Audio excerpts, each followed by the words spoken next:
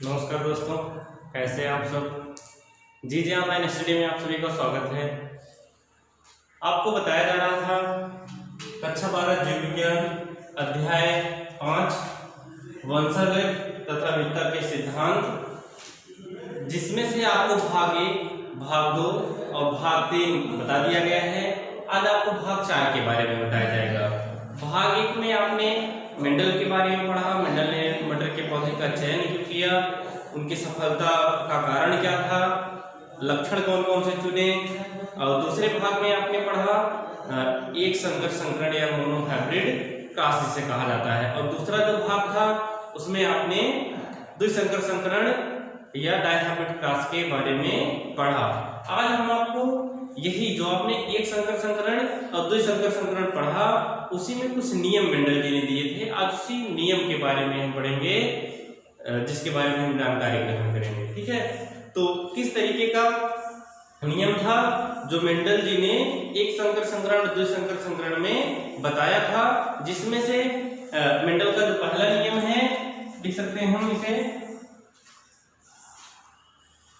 Mendel का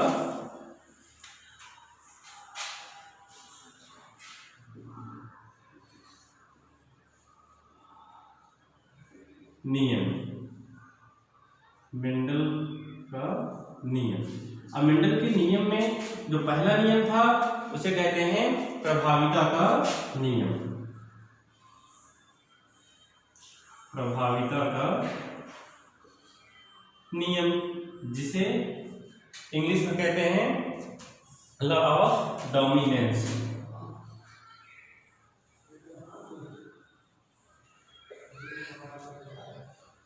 law of dominance. और जो दूसरा नियम आता है इनका, वह है पृथक्करण का नियम या युग्मों की शुद्धता का नियम।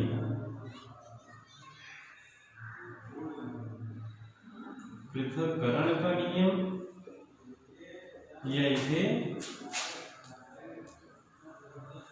युग्म की शुद्धता का नियम भी कहते हैं। ये जिसे इंग्लिश में कहते हैं law of segregation.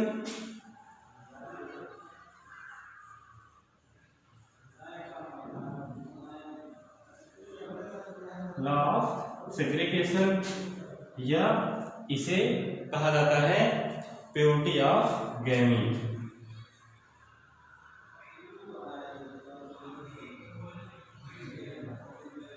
Purity of gamete के नाम से भी जाना जाता है। दूसरा अगला इनका जो तीसरा नियम आता है उसे कहते हैं स्वतंत्र अभ्यूहन का नियम।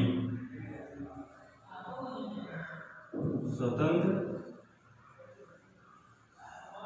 अभ्यूहन का नियम तीसरा नियम इनका आता है, जिसे लॉ ऑफ इंडिपेंडेंट असॉर्टमेंट भी कहते हैं। लॉ ऑफ इंडिपेंडेंट असॉर्टमेंट कहा जाता है। ये मेंडल के 3 नियम थे जो आपको आगे बताया गया था किस तरीके से यह फॉलो होता है। पहला था प्रभाविता का नियम या जिसे लॉ ऑफ डोमिनेंस कहा जाता है। दूसरा पृथक्करण का नियम या युग्मों की शुद्धता का नियम कहते हैं, जिसे इंग्लिश में लॉ ऑफ सेग्रीगेशन और प्योरिटी ऑफ गैमीट्स भी कहा जाता है। तीसरा नियम जो था स्वतंत्र अभ्यूहन का नियम या इसे लॉ ऑफ इंडिपेंडेंट असॉर्टमेंट कहते हैं। अब ये तीनों क्या थे, मेंडल के नियम थे, जिसके बारे में मेंडल ने बताया था। तो हम चलते हैं, सबसे पहले आपको पहले नियम के बारे में बताते हैं। ठीक है, जिसे कहते हैं प्रभाविता का नियम। ठीक है, प्रभाविता का नियम आपको बताते हैं। सबसे पहला नियम जो है इनका प्रभाविता का नियम, ये जिसे लॉ ऑफ डोमिनेंस कहते हैं। अब प्रभाविता का नियम है क्या, या प्रभाविता का नियम किसे कहते हैं, हम आपको बताते हैं। जैसे जब प्रभावी लक्षण और अप्रभावी लक्षण दोनों, प्रभावी लक्षण और अप्रभावी लक्षण का जीन दोनों एक साथ उपस्थित हों, तो केवल प्रभावी लक्षण का जीन ही क्या हो, केवल प्रभावी लक्षण वाला जीन अपना लक्षण प्रदर्शित करता है और अप्रभावी लक्षण वाला जीन अपना लक्षण प्रदर्शित नहीं कर पाता है। तो इसे क्या कहते हैं? प्रभाविता का नियम कहते हैं। हम लिख सकते हैं यहाँ पे, क्या लिखते हैं? जब प्रभावी लक्षण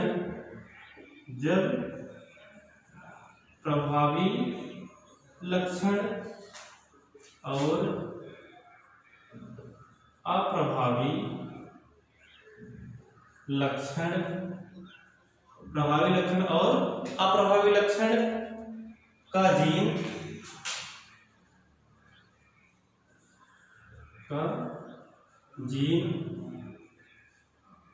दोनों एक साथ उपस्थित हों, लेकिन क्या होगा? उपस्थित हों तो केवल प्रभावी लक्षण वाला जीन ही, केवल प्रभावी लक्षण वाला जीन अपना लक्षण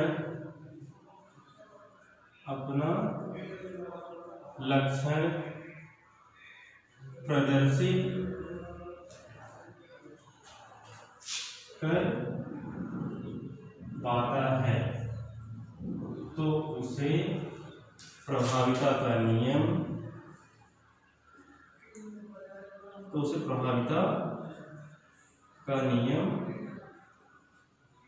कहते हैं। ठीक है, समझ में आया? यानी जब प्रभावी लक्षण और अप्रभावी लक्षण का जीन दोनों एक साथ उपस्थित हो, ठीक है, तो केवल प्रभावी लक्षण वाला जीन ही अपना लक्षण प्रदर्शित कर पाता हो, तो उसे क्या कहेंगे? प्रभाविता का नियम कहेंगे। यानी जो अप्रभावी लक्षण होता है वह अपना लक्षण प्रदर्शित नहीं कर पाता है, सिर्फ उसमें क्या होते हैं? प्रभावी लक्षण वाले ही अपने लक्षण प्रदर्शित कर पाते हैं। उसे क्या कहते हैं? प्रभाविता का नियम कहा जाता है। जैसे उदाहरण में आप देख सकते हैं, जैसे मटर की लंबाई, मटर के पौधे की लंबाई, मटर के पौधे की लंबाई। तो मटर के पौधे की लंबाई को अगर देखा जाए तो इसमें क्या होते हैं? दो लक्षण देखे जाते हैं। आपको बताया गया था इससे पहले वीडियो प्रथम भाग में, इसका जो पहला भाग था उसमें आपको बताया गया मटर के पौधे की लंबाई को, एक होता है प्रभावी और दूसरा होता है अप्रभावी। एक प्रभावी होगा, एक लक्षण इसमें प्रभावी पाया जाता है, दूसरा अप्रभावी। प्रभावी जो होता है वह लंबा होता है और अप्रभावी जो होता है वह बौना होता है। और लंबे को कैपिटल टी से प्रदर्शित किया जाता है और बौने को स्मॉल टी से प्रदर्शित किया जाता है। अब जो कैपिटल टी और स्मॉल टी है, ठीक है, कैपिटल टी और स्मॉल टी जब ए क्या होते हैं? एक साथ उपस्थित होते हैं, तो इसे जैसे कैपिटल टी और स्मॉल टी जब क्या है? एक बौने तने वाला और एक लंबे तने वाला, तो ये जब दोनों लक्षण क्या होते हैं? एक साथ उपस्थित होते हैं, तो इसे एक चीज और एलील कहा जाता है। ठीक है, अब जब ये दोनों क्या होंगे? एक साथ उपस्थित होंगे, जैसे इसका लक्षण और इसका लक्षण जब एक साथ उपस्थित होंगे क्या होगा? एलील कहा जाएगा। यानी हम कह सकते हैं एक ही जीन के दो वैकल्पिक रूप को क्या कहते हैं? एलील कहते हैं। क्या कहेंगे? एक ही जीन के दो वैकल्पिक रूपों को क्या कहते हैं? एलील कहा जाता है। जैसे कैपिटल टी स्मॉल टी, तो कैपिटल टी और स्मॉल टी का क्या है? पौधे के वैकल्पिक रूप है। तब ये क्या करते हैं? पौधे की लंबाई को प्रदर्शित करते हैं। कौन प्रदर्शित करेगा? जो प्रबल होगा, जो प्रभावी होगा, अपने लक्षण को प्रदर्शित करता है और दूसरा अपने लक्षण को प्रदर्शित नहीं कर पाता है। तो एक दूसरे क्या हुए? वैकल्पिक रूपी। अब इनको हम देखते हैं किस तरीके से क्या है? एक दूसरे पर प्रभावी है। इनका क्या कराया जाएगा? संकरण कराया जाएगा। संकरण की क्रिया के द्वारा यहाँ क्या बनेगा? एक लक्षण इसका और एक इसका, दोनों यहाँ पर उपस्थित हुए। अब यहाँ पर क्या बना? लंबे तने वाला, जो यहाँ होगा F1 जनरेशन में जो पौधा बनेगा वह कैसा होगा? लंबे तने वाला। तो क्या होगा? लक्षण तो दोनों के पाए जा रहे हैं, इसका भी लक्षण यहाँ पाया जा रहा है, इसका भी लक्षण यहाँ पाया जा रहा है।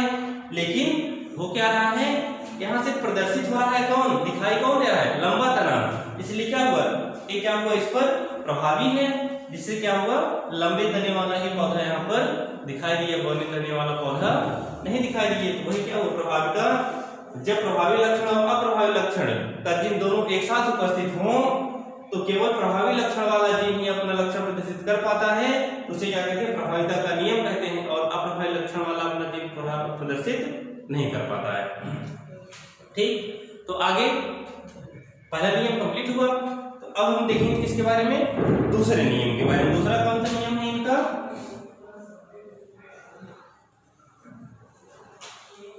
मेंडल के दूसरे नियम के बारे में देखते हैं हम।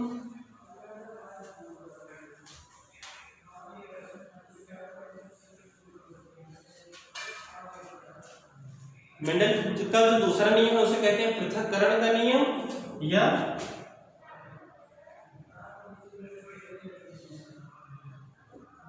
पृथक्करण का नियम या युग्मक की शुद्धता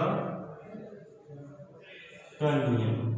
ठीक है, पृथक्करण का नियम या युग्मक की शुद्धता का नियम। अब हम देखते हैं पृथक्करण का नियम या युग्मक की शुद्धता का नियम क्या है, यानी पृथक्करण या युग्मक की शुद्धता का नियम। अब हम इसमें देखेंगे युग्मक बनते समय कारक क्या हो, युग्मक बनते समय कारक जब आधे आधे पृथक होकर अलग अलग युग्मकों में चले जाते हैं, जिसे क्या कहते हैं, युग्मक की शुद्धता का नियम कहा जाता है। कारक कौन है, अब एक जीन, ठीक है, एक जीन के दो एलील, अब एलील को ही क्या कहा गया, कारक कहा गया। अब जब ये दोनों क्या हो, पृथक होकर के अलग अलग युग्मकों में चले जाते हैं, उसे क्या कहा जाता है, पृथक्करण का नियम। कैसे देखा जाएगा हम आपको बताते हैं, जैसे लंबा और बौना, लंबे को कैपिटल टी बौने को स्मॉल टी से प्रदर्शित करते हैं। अब ये युग्मक बनाएंगे, ठीक है, ये युग्मक बनाएंगे इस तरीके से। अब युग्मक बनेगा इसमें, इसका एक युग्मक यहाँ पर और दूसरा युग्मक यहाँ पर, इसका भी उसी तरीके से यहाँ और दूसरे का यहाँ पर, इसे क्या कहेंगे हम, युग्मक कहेंगे। यह बना क्या, युग्मक बना। अब लंबे तने वाले के दो कारक क्या हो गए, अलग अलग, इसके भी दोनों कारक क्या हो गए, अलग अलग चले गए, उसे क्या कहते हैं, युग्मक की शुद्धता का। जैसे अब इसमें शुद्धता कैसे देखी जाए, क्योंकि आधा आधा होता है क्या ना, यानी 50% इसमें और 50% इसमें, ऐसा नहीं हुआ कि इसमें जो 30% इसमें 70% ऐसा कुछ देखा जाए, तो इसमें क्या हो, बराबर बराबर, यानी आधा इसमें आधा इसमें, उसे क्या कहा गया, युग्मक बनते समय। अब जब क्या होगा, इसमें अर्धसूत्री विभाजन होगा, ठीक है, अर्धसूत्री विभाजन की क्रिया द्वारा किसका निर्माण हुआ, युग्मक का निर्माण हुआ, यानी युग्मक बनते समय आधे इसमें और आधे इसमें, यानी आधा और आधा पृथक होकर क्या करें, अलग अलग युग्मकों में चले जाते हैं, इसे क्या कहते हैं, पृथक्करण का नियम, यानी अलग हो जाना। और युग्मक की शुद्धता का नियम इसलिए कहा जाता है क्योंकि ये क्या होते हैं, आधे आधे ही जाते हैं, आधे से कम ज्यादा नहीं होता, यानी 50% इसमें 50% इसमें, इसे युग्मक की शुद्धता का नियम कहते हैं। तो इसी तरीके से अगला हम देखते हैं जो तीसरा है, जिसे कहते हैं स्वतंत्र अव्यूहन का नियम।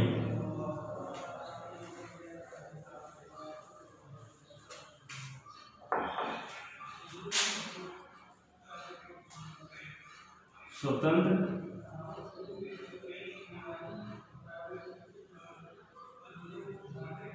अव्यूहन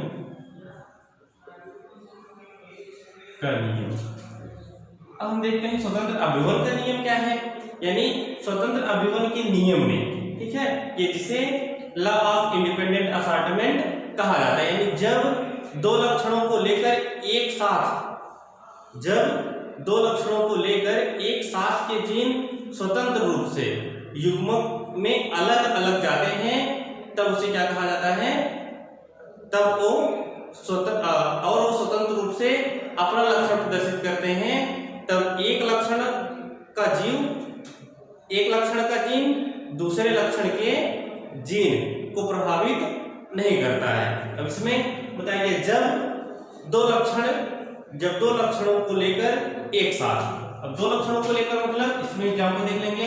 जब दो लक्षणों को लेकर जैसे पीला और गोल, और दूसरा हरा और झुर्रीदार,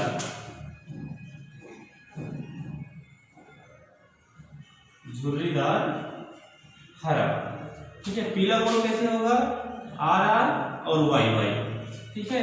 और यहाँ पर capital R capital Y, capital R capital Y capital Y, और यहाँ पर स्मॉल आर और स्मॉल वाई। अब युग्मक बनते समय बताया गया ना, यानी जब दो लक्षणों को लेकर एक साथ, जब दो लक्षणों को लेकर एक साथ के जीन स्वतंत्र रूप से युग्मक में अलग अलग जाते हैं, क्या होगा, युग्मक बनते समय क्या होंगे, अलग अलग जाएंगे और स्वतंत्र रूप से अपना लक्षण प्रदर्शित करते हैं। इसमें किसी प्रकार का भेदभाव नहीं देखा जाता है। जैसे लिख सकते हैं परिभाषा इसकी, यानी जब दो लक्षणों को लेकर एक साथ, जब दो लक्षणों को लेकर एक साथ के जीन स्वतंत्र रूप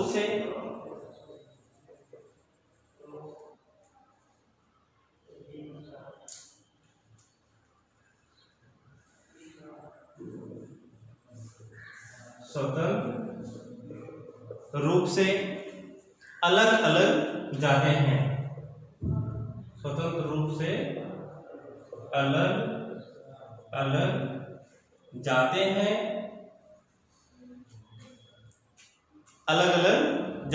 और स्वतंत्र रूप से अपना लक्षण प्रदर्शित करते हैं, और स्वतंत्र रूप से अपना लक्षण प्रदर्शित करते हैं। क्या होंगे, जब दो लक्षणों को लेकर एक साथ के जीन स्वतंत्र रूप से अलग अलग जाते हैं और स्वतंत्र रूप से अपना लक्षण प्रदर्शित करते हैं। एक लक्षण क्या होंगे, अपना लक्षण प्रदर्शित करेंगे, और इसमें क्या होगा, एक लक्षण का जीन दूसरे लक्षण के जीन को क्या करेगा, प्रभावित नहीं करेगा। एक लक्षण का जीन दूसरे लक्षण के जीन को प्रभावित नहीं करता है।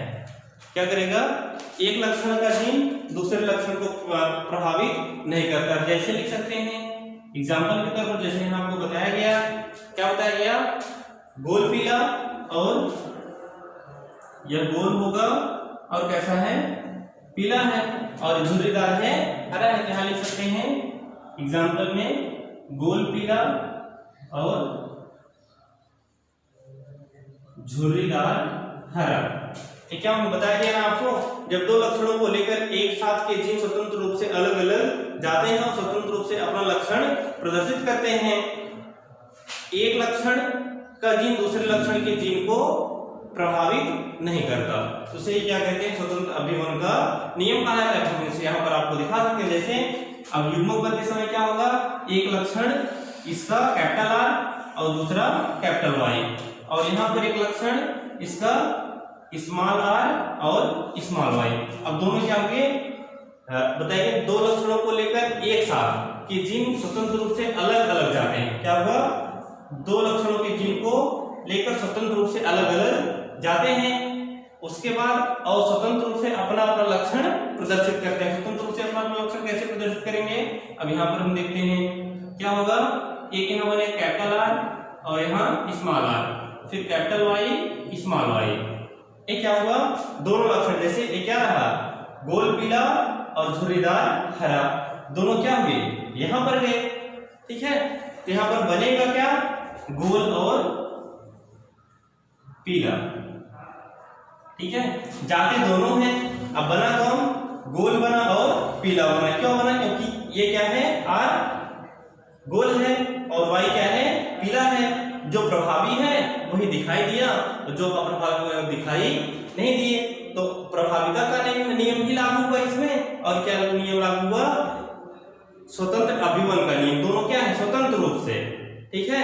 किसी को किसी ने क्या किया, किसी को किसी से कोई दिक्कत नहीं थी, जिससे क्या हुआ, दोनों एक साथ आपस में मिल करके एक लक्षण प्रदर्शित किए, ठीक है। कौन सा लक्षण, पीला और गोल। चलिए ठीक है, इतना उम्मीद करते हैं हमको समझ में आया होगा। अब हम आपको कुछ और इम्पोर्टेंट संकरण के बारे में बताते हैं। जिस तरीके से आपको बताया गया उसी तरीके से हम कुछ और इम्पोर्टेंट संकरण के बारे में बताते हैं।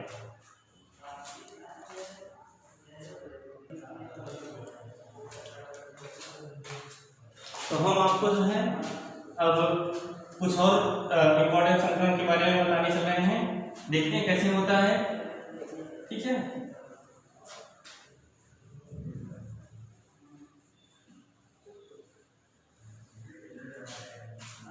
अब जो और संकरण है महत्वपूर्ण, जिसे व्युत्क्रम संकरण कहा जाता है। व्युत्क्रम संकरण, व्युत्क्रम संकरण कहते हैं या इसे रेसिप्रोकल क्रॉस कहा जाता है। रेसिप्रोकल क्रॉस कहते हैं, हम व्युत्क्रम संक्रमण कहें चाहे रेसिप्रोकल क्रॉस कह सकते हैं, ठीक है। तो देखते हैं किस तरीके से व्युत्क्रम संकरण या रेसिप्रोकल क्रॉस होता है। व्युत्क्रम संकरण, व्युत्क्रम मतलब एक दूसरे के अपोजिट, उल्टा, तो उसे क्या कहेंगे हम, व्युत्क्रमण संकरण कहते हैं। अब हम देखते हैं कैसे होता है व्युत्क्रम संक्रमण। जैसे हम क्या लेते हैं, एक लंबा और दूसरा बौना, बौना पौधा, एक लंबा पौधा और दूसरा बौना पौधा। लंबे पौधे को कैपिटल टी और बौने को स्मॉल टी, यानी कैपिटल टी से लंबे पौधे को, बौने पौधे को स्मॉल टी और स्मॉल टी से प्रदर्शित करते हैं। हम एक को मेल मान लेते हैं और दूसरे को फीमेल मान लेते हैं, ठीक है। अब दोनों के बीच हम क्या करते हैं, क्रॉस कराते हैं, और इस क्रिया के द्वारा क्या होता है, एक युग्मक इसका और एक युग्मक इसका, दोनों क्या होते हैं, आपस में संकरण की क्रिया के द्वारा किसका निर्माण करेंगे, युग्मनज का। तो क्या बनेंगे यहाँ पर, एक कैपिटल टी और स्मॉल टी। तो F1 जनरेशन में क्या बनेगा, कैपिटल टी स्मॉल टी बनेगा, जो किसको प्रदर्शित करता है, लंबे तन। क्यों, क्योंकि प्रबल है।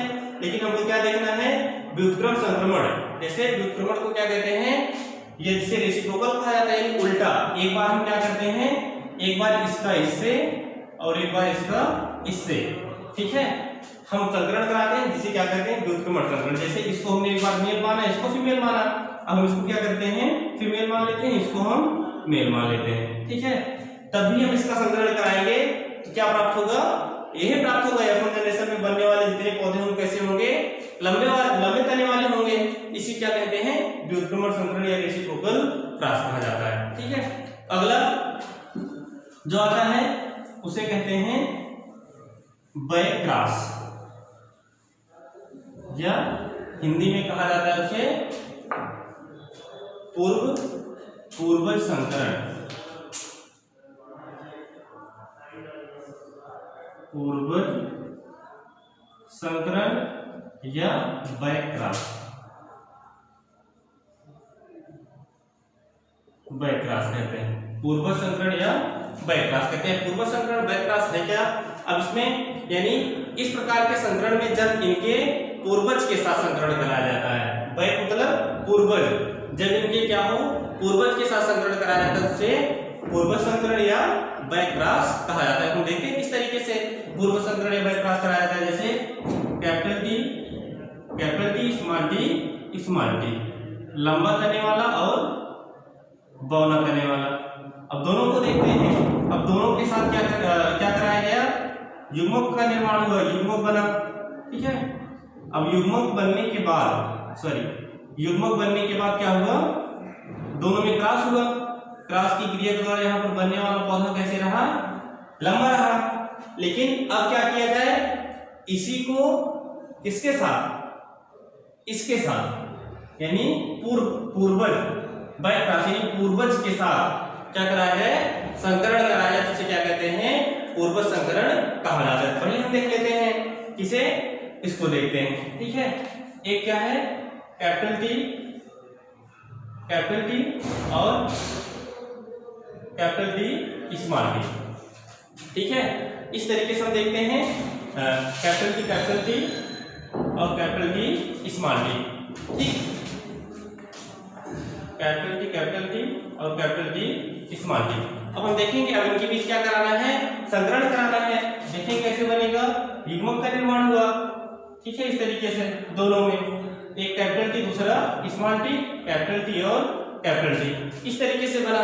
अब इसमें क्या कराया जाएगा, पूर्व संकरण कराया जाएगा, जिसके द्वारा यहाँ पर किस तरीके का पौधा बनता है वही हम देखेंगे। जैसे अब एक इसके साथ और इसके साथ, ठीक है, और इसके साथ बना क्या, कैपिटल टी बना, ठीक है।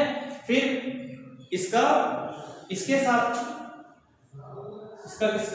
इसके साथ कराया गया, क्या बना, कैपिटल टी स्मॉल टी बना, ठीक। तो इस तरीके से क्या हुआ, पूर्व संकरण, यानी एक बार इसका इससे फिर एक बार इसका इससे, जिससे क्या हुआ, पूर्व संकरण कराया गया। यानी किसके द्वारा कराया गया, इसके द्वारा। इसका एक कैपिटल टी फिर से वही बनेगा, इसलिए इसका एक कैपिटल टी, इसका स्मॉल टी, इसका कैपिटल टी और इसका स्मॉल टी, ठीक है। इस तरीके से क्या हुआ, पूर्व संकरण। और दूसरा जो बनता है एक इस तरीके से दिखा सकते हैं, एक होगा कैपिटल टी स्मॉल टी और small T, capital T small T, दोनों के बीच क्या कराया जाएगा, उसी तरीके से एक बनेगा यहाँ पर कैपिटल टी दूसरा स्मॉल टी, और यहाँ पर दोनों क्या होंगे, स्मॉल टी। अब इसका इसके साथ क्या बना, कैपिटल टी स्मॉल टी, और इसका इसके साथ क्या होगा, स्मॉल टी, ठीक है। यानी एक कैसा हुआ, लंबा हुआ, और दूसरा कैसा हुआ, बौना हुआ। और इसमें एक कैसा हुआ, पूरी तरीके से लंबा हुआ, और दूसरा कैसा हुआ, हाइब्रिड हुआ, जो भी लंबे को ही प्रदर्शित करता है, ठीक है। इसे क्या कहते हैं, बाय क्रॉस कहा जाता है या पूर्वज संकरण कहते हैं, ठीक है। अब जो एक आता है सबसे महत्वपूर्ण और इम्पोर्टेंट है, उसको हम देखते हैं, उसमें किस तरीके से होता है, ठीक है, जिसे हम कहते हैं टेस्ट क्रॉस। क्या कहेंगे, टेस्ट क्रॉस या परीक्षण संकरण,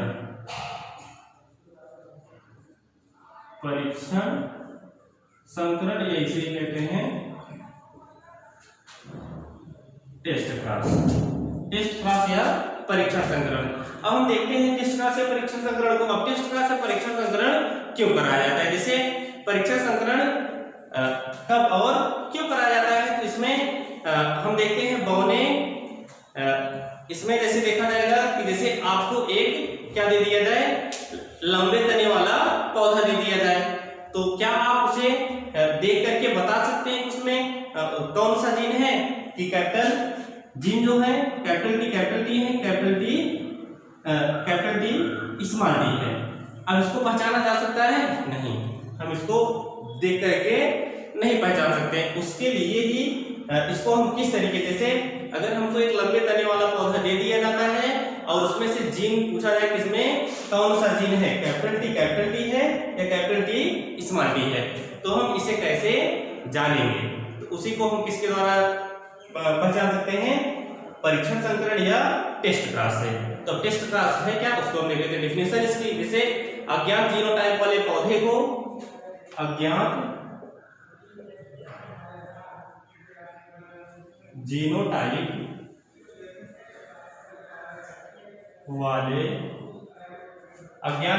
वाले पौधे का जीनोटाइप,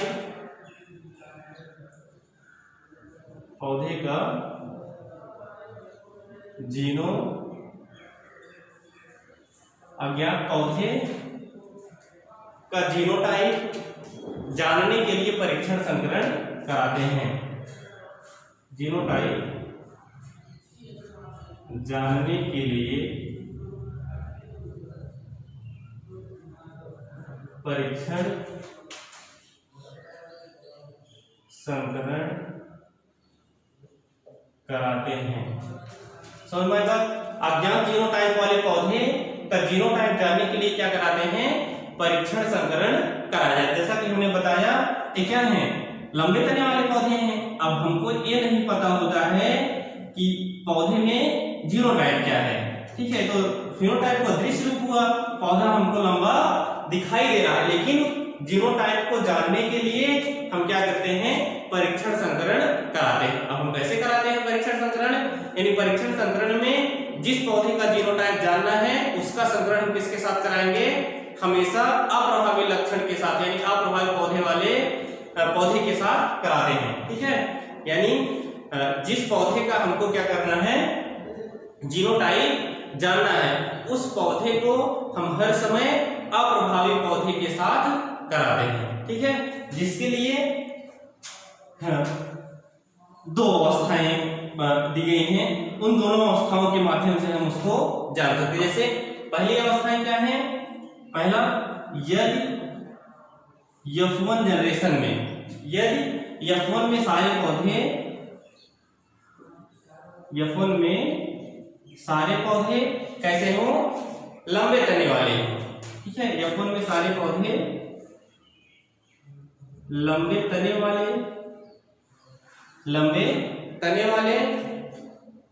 बने, लंबे तने वाले बने, तो अज्ञात लंबे पौधे का जीनोटाइप, तो अज्ञात लंबे पौधे का जीनोटाइप कैपिटल टी होगा। क्या होगा? कैपिटल टी होगा। और दूसरा जो नियम आता है इसका वह है, यदि F1 में सारे पौधे, यदि F1 में सारे पौधे, F1 में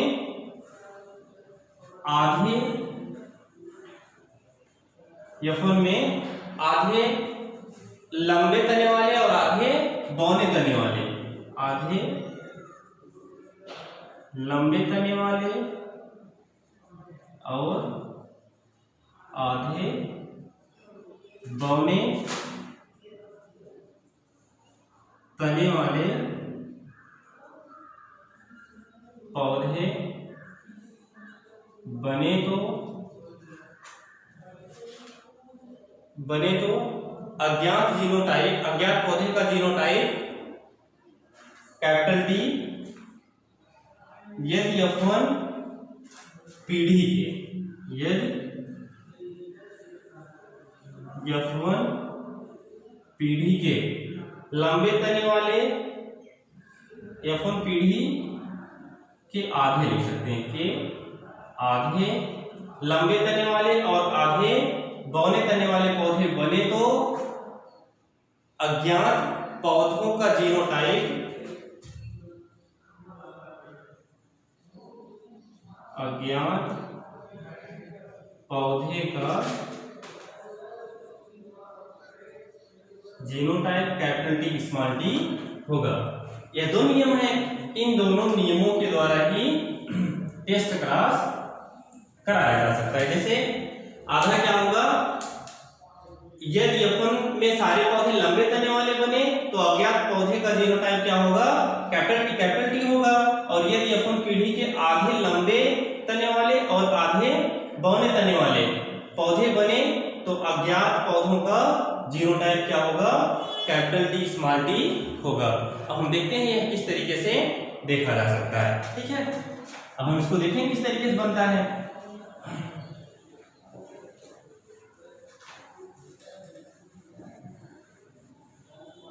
जैसे अब हम देखते हैं किसका आधा क्या होगा? लंबे तने वाला और आधा बौने तने वाला, ठीक है? यहां लिख लेंगे लंबा और यहां लिखेंगे बौना, ठीक है? दोनों के बीच क्या कराया जाएगा? क्रॉस कराया जाएगा। क्या कहा गया सबसे पहले? किसके साथ कराया जाए संकरण? अज्ञात जीनोटाइप वाले पौधे का जीनोटाइप जानने के लिए परीक्षण संकरण कराते हैं।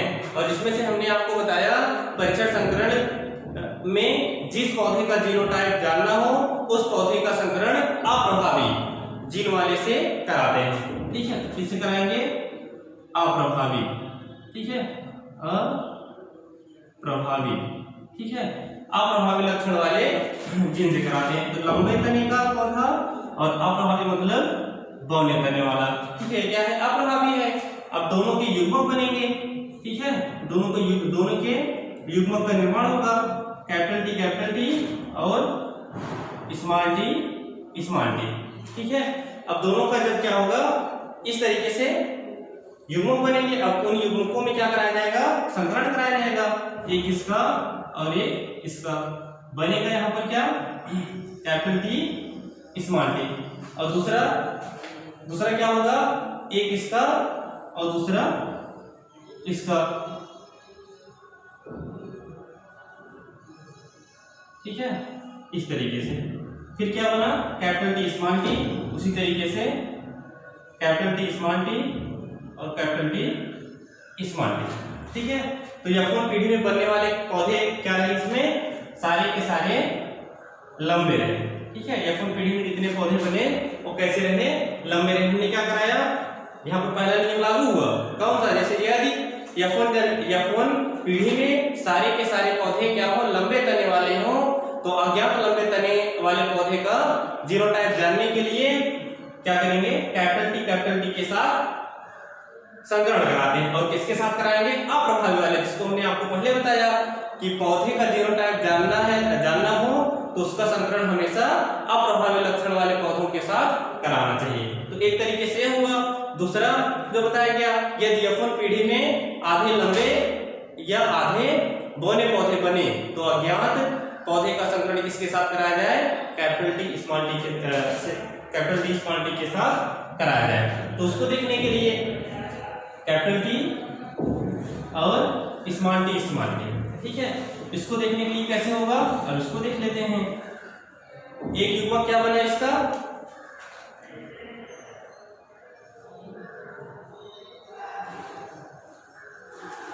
Capital T small T. तो यहाँ क्या हो जाएगा? स्मॉल टी हो जाएगा। अब हम देखेंगे इसके लिए क्या होगा? Capital T small T. दूसरा होगा कैपिटल टी स्मॉल टी। ठीक है, फिर अगला जो बनेगा